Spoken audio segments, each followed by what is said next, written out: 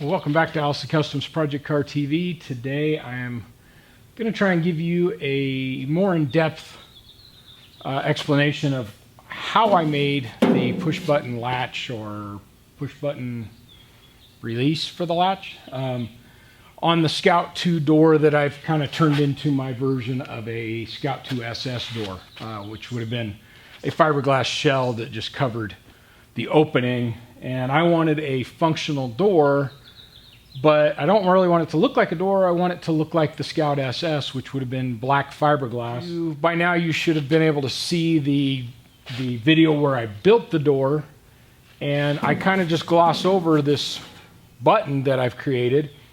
So I thought today I would give you an actual video on how I made this, what it takes to make it, what kind of tools you're going to need, you know, just the kind of the engineering behind it, if you will. It's not very complicated. It did take a little thought process for me to get it to where the button, when you pushed it in, the button wouldn't rotate part way and then not come out or whatever, like, you know. So there's a little thought process that way, but it's pretty simple. When you come up to the door, you can push the button. That unlocks the door or unlatches the door. You can open it, and then when you close the latch resets. I think I can do a little more fine-tuning, filing on the rods that are in there and everything to make it, because there is a spring in it and it should pop back out. You know, I just need to tweak it a little bit more. But I thought I'd kind of go over how you make it. As long as you're doing an older vehicle that used a push button handle, so something where you're pushing a button, this idea will work. If you could also do very similar to the Kindigit handles. You could do something that was flush and then had a pivot, and then the back side of the pivot would be pushing the same lever. So these pieces belong to the other door, but basically you need a button that pushes in, pushes that rod, it pushes against this lever, and that lever is what unlocks or unlatches the door. So the door latches, this catches on the turn, this lever, when you push it, releases the outside latch, the locking mechanism or safety mechanism. First thing I did was take the door, use some of this ram board, I use it for making patterns, and drew out the shape of the opening that we had in the door. And it was easy. I just laid this up from the underside, drew it through the hole, and came up with that shape. I then transferred that shape to some 1/4 inch plate steel and came up with this. This needs to be smaller than your pattern by about the thickness of a Sharpie line, so maybe a 1/16 of an inch all the way around, so that this button is pressed, it's not tight on the edges of your panel. I also I beveled the edges of this so that the top side is the tightest fit, and it has a little more clearance everywhere. Once I had the shape right, I still need to sand this to get a nice smooth finish. It's just off the grinding wheel right now, so it's got a very coarse finish. Then you need to put a arch in it or a curve in it so that it matches the shape of the door. And the way I did that is I turned it upside down, set it on the vise with the jaws open, and just hit it with a ball peen hammer. This needed to match this shape. Just go back and forth to the vise a few times. If it doesn't have enough arch to cover to match this shape where it's going to be sitting, flip it back over, hit it a few more times with the hammer. If it gets too much bend in it, lay it on top of an anvil and hit the top side. You'll get it. It doesn't take very long. Now the next thing is we need some kind of bracket on the inside of here that's going to capture our mechanism.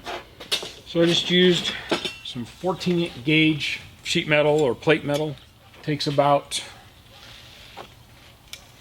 3.5 by 5 inches of material, and what I did was lay, one side is pretty straight, so I laid it out on the plate, and I wanted 1.5 inches of clearance above, below, and to one side.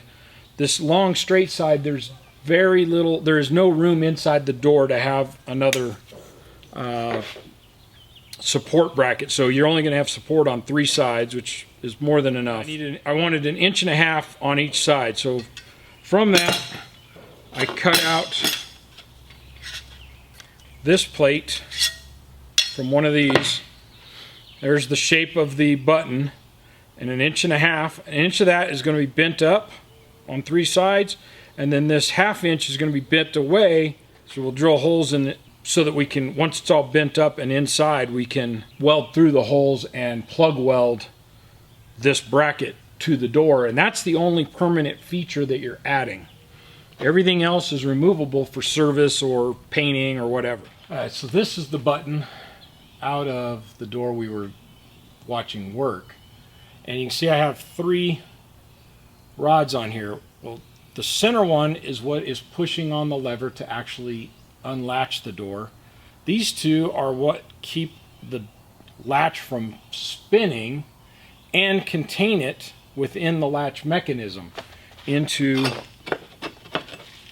this bracket that we're going to make. We're going to have these in here. And what returns the button back out is this spring. When you push in, the spring is pushing against the back side of this bracket so that it will push the button back out. The coil springs I found, I just got them at Ace Hardware. They're 1.5 inches long, and they're about 3/8 of an inch in diameter on the outside. I just went through, they had probably 15 different springs, similar lengths and coils, and some were real soft, some were very hard to push. I just found one I thought had about the right feel to it.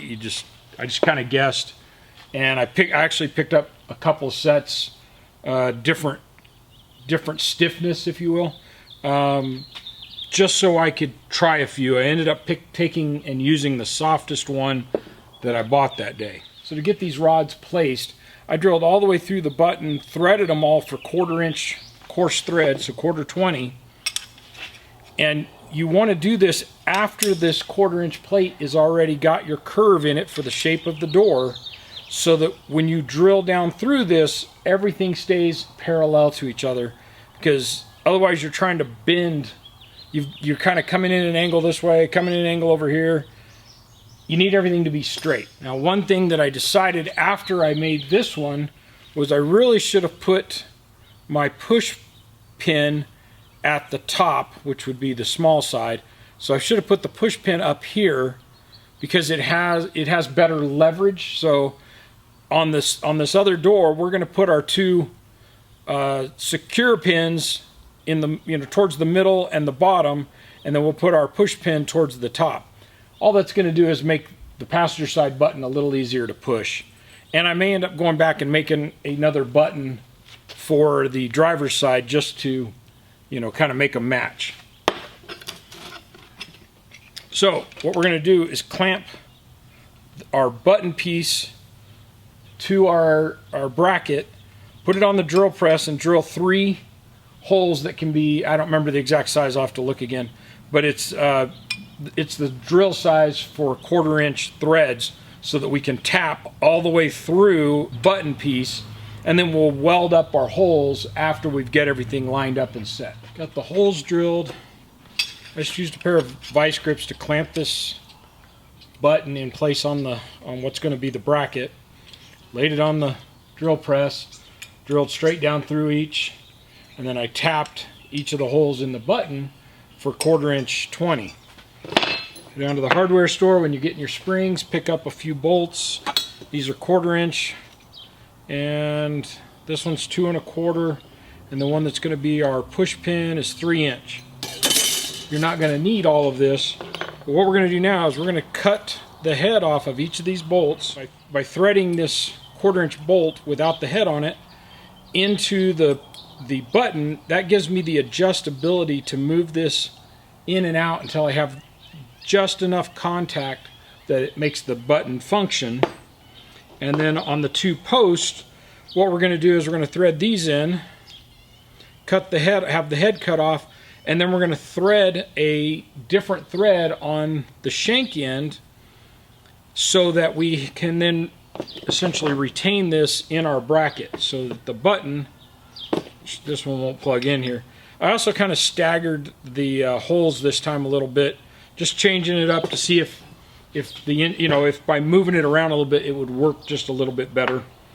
The big thing is all three of these, the bolts and the pin, have to be parallel to each other to the, as far as like going through this bracket.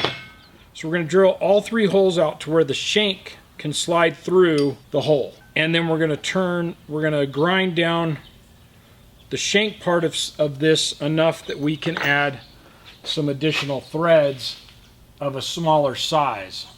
And the thread size we're going to use will probably be, I was going to use number 12, but I could not find any number 12 nuts. So you can either turn them down to grind it down enough that you can make them fit like 1024, 1032, or a little bit bigger than number 10, but just slightly smaller. Number 12 is a metric 5.8 thread. So the pitch is 0.8, 5 millimeter. So that's what I did. I just went to the 5 millimeter. Now you can see it. We've got the 3 holes drilled. The rods all slide through it, smoothly. I've got the end of 2 of these tapped at 5 millimeter. Everything else is quarter. And this is so we can adjust how long everything needs to be to get the mechanism to work correctly. And because it matters how you bend this up. If you're off by 1/8 of an inch, not a big deal, but it'd be a big deal if we already had all these rod lengths set. So this lets us adjust the rod length so that we can get everything, and then we'll just pull it back apart, weld everything where it needs to be, cut these off, weld them in, grind everything off so you can't see it. We are going to want to put a spring on one of these rods. If you try and do it just on the one that controls the push button part, it's going to tilt this button all over. So I think this one's still going to want to be on the middle so that it pushes back out kind of on an even plane. I'm going to take this back over to the drill press. I'm going to drill a couple of holes so that we have some plug weld area. Then I'm going to take it over to the sheet metal brake, and I'm going to bend all of these bends up. Here's the bracket, bent up. Everything, gotta put it the right way, everything slides in and out. You're going to test fit this on the door, which I just did. And we need to take about a 1/8 of an inch off of this leg because it runs into the inside of the door on a piece. And I think we're going to have to take a little bit off of this flat, this welding flat, so that, again, because there's a little bracket inside the door that is a doubler for the original handle, so it gives it a stiffer place for everything to mount, and that's what we want to weld to. So we're going to probably have to trim this up a little bit, and we'll just keep trimming it up until we get a really nice fit on it. When I'm doing this, I set my button in the holes and then just move the inner bracket around until I have a nice even gap on everything.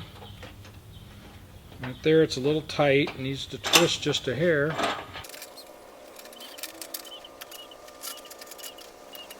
think I need to take just a hair more off this side because it needs to go towards the outside just a little bit more.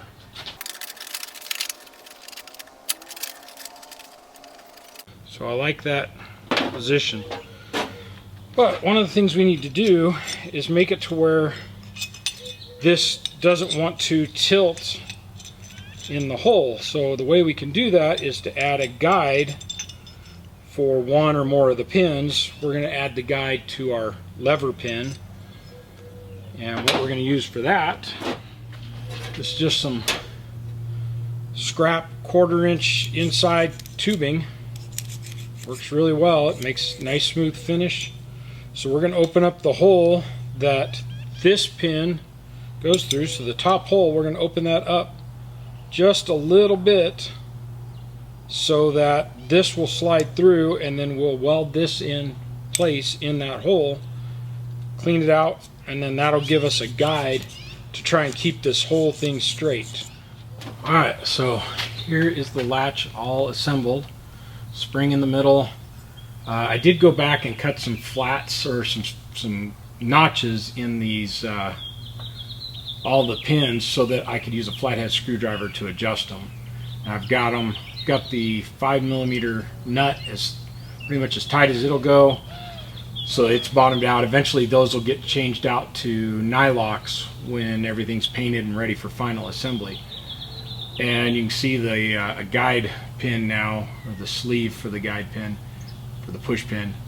And you just got to make sure everything stays parallel, and it acts as a stop, keeps everything working. I had to make a few more notches to get everything just to line up. And then I don't know if you can see this right now, but the button is high on this side and flush right over here. And that's why we started with 1/4" material, because what we're going to do is once we get this plate welded in and get everything adjusted to where it functions, we're going to come in and scribe a line around that flush with the sheet metal and grind that, put it on a sander and grind that down till we have a button. And it'll be, you know, 1/4" thick on one side. It might only be an 1/8" thick on the other, but that's how we get the shape of the door, even though everything here is kind of square and parallel to each other, and this is on a curve. We got to add that curve in somehow. So you could try figuring out, you know, okay, if this side is going to have 1 inch, then this side needs only 3/4 inch of a leg, and then this needs to be at an angle, and that gets pretty complicated. If you had some way to 3D map this and put it into a computer, yeah, you could absolutely do it that way, and you would have a very precise fitting piece. But we're doing it the poor man way. So what we're going to do now, and we still have quite a bit of adjustment. We could adjust these pins up quite a bit and pull that down, and so we'll want it, before we cut these pins off at the right height, we'll want to pull it in a little extra, and then we have the threads on the bottom to do a little bit of fine tuning when we go to do the nylocks. So it's not a done deal. Once you think you've got it set, you still have a little bit of adjustment left here. You probably, you know, about 1/8 inch and on each pin. So we can really fine tune it as we get close. And then we're going to hold it, reach in there with a welder, just put a couple tacks on it, and then we're going to mount the latch in there and make sure it works, so that if we need to take the bracket loose, we can do it just by, you know, knocking 1 or 2 tacks loose.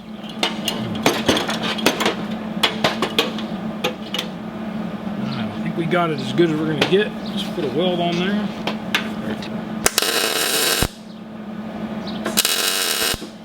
Got a tack on it. And we need to put the latch in there. So these are original latches to the door. The rusty ones I took out, and they've been just blasted in my sandblaster.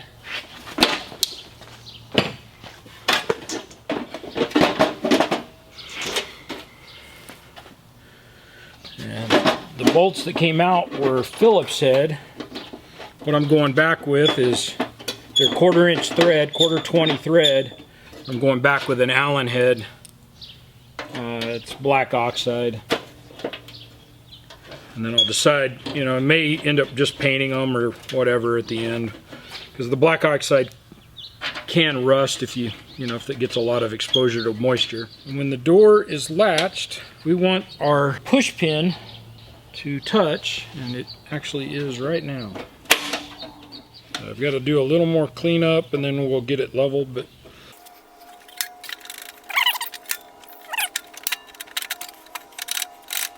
what we could actually use for the pin to be slightly shorter, and a way we could do that is just take it out, run it through a die, and cut another 1/8 inch of threads. Just 2 more turns of threads would be probably perfect. And then as far as the other 2, all we need to do is just adjust them so that we have enough of the button proud of the hole that we can scribe it and get a nice shape to it. So actually pretty close right there with it.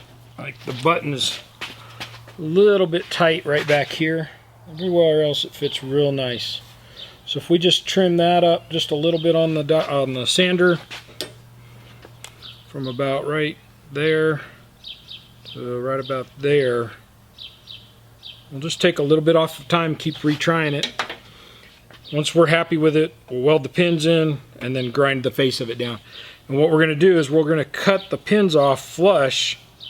We'll roll them up about an extra half or maybe a full turn, so they come out an extra turn, cut them off flush, and then roll them back in, or dial them back in that same amount, the one turn, so that we have area on top to weld it, and then we'll put a tack on the backside as well.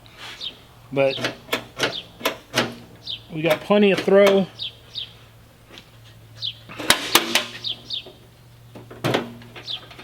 Hard to push it with all these things sticking out of it, but it actually works a little better than the other one, even with this tight corner.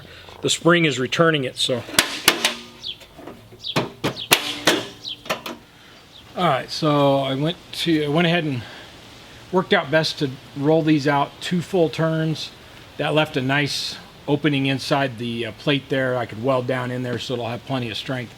Then I also took the push pin over and ran it through a die and got about 4 turns more of threads on there, which we won't use all those, but that'll give us a little better, a little more adjustability, and we can once again put this together. In the meantime, you can see the heat marks here. I went ahead and welded up the rest of the bracket, the mounting bracket on here, and I did not grind on this at all, which I want to do. Let me go do that real quick.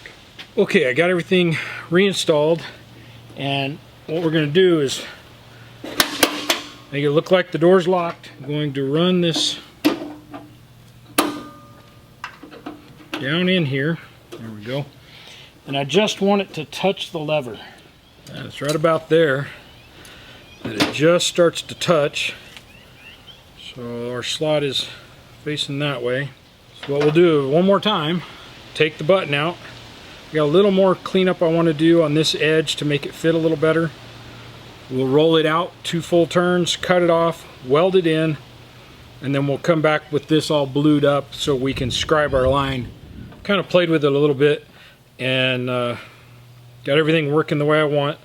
Got my studs all built in there.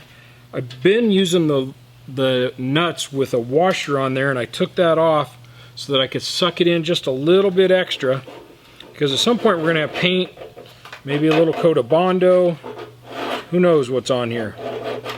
But we're going to go ahead and get a scribe all the way around on this. And the blue is just Dykem.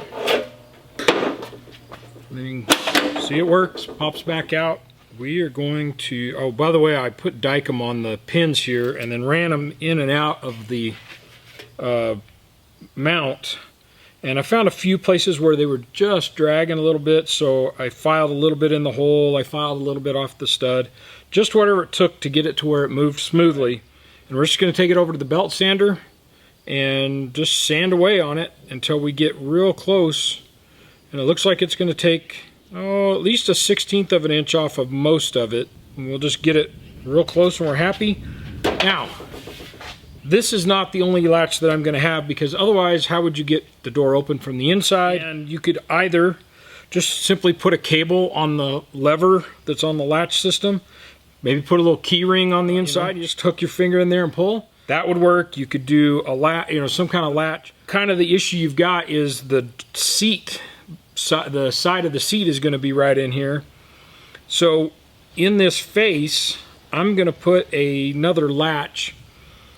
So maybe this is just overkill. It was a project I wanted to do, and then I started thinking about, well, how are you going to open it from the inside? Because trying to reach over and hit this, you're probably just going to crawl through the hole. I wanted the door to be able to open to give a little better access. It would be pretty easy just to cut this out. It's got this little recess here, so you would really, to do it right, you would need to cut this out and put in plate, much like filling up this weld or something, if you didn't want to do this. But you know, if you want to know how to do this, that's what we're covering. Anyway, so let's go ahead and start getting this ground down.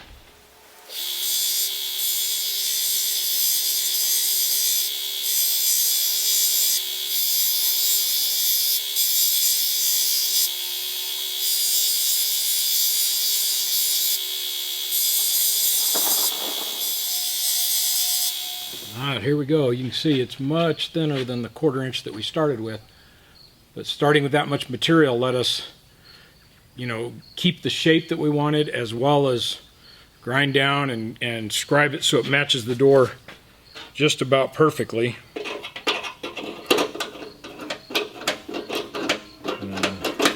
It's a very smooth finish fit. Let's see.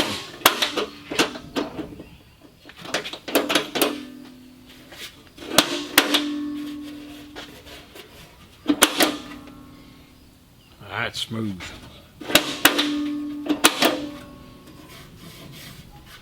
Fits really nice and flush. It's a little, maybe just a hair high right over here.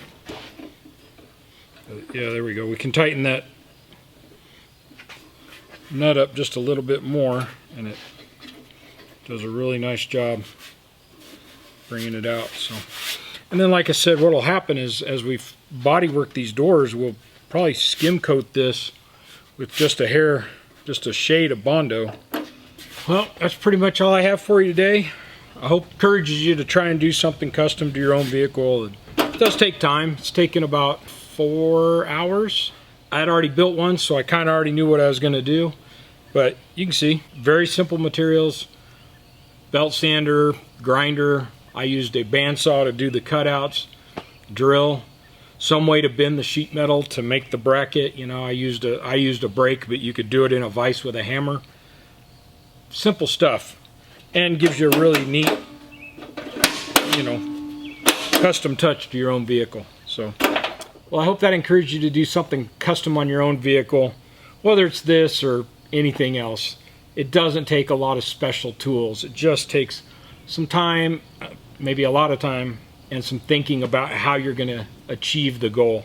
So, we'll see you again next time on Alice Customs Project Car TV. Let me know in the comments if you like seeing this kind of stuff, or if you want to see other particular kinds of custom stuff or fabrication or whatever. Anyway, I'll see you again next time on Alice Customs Project Car TV.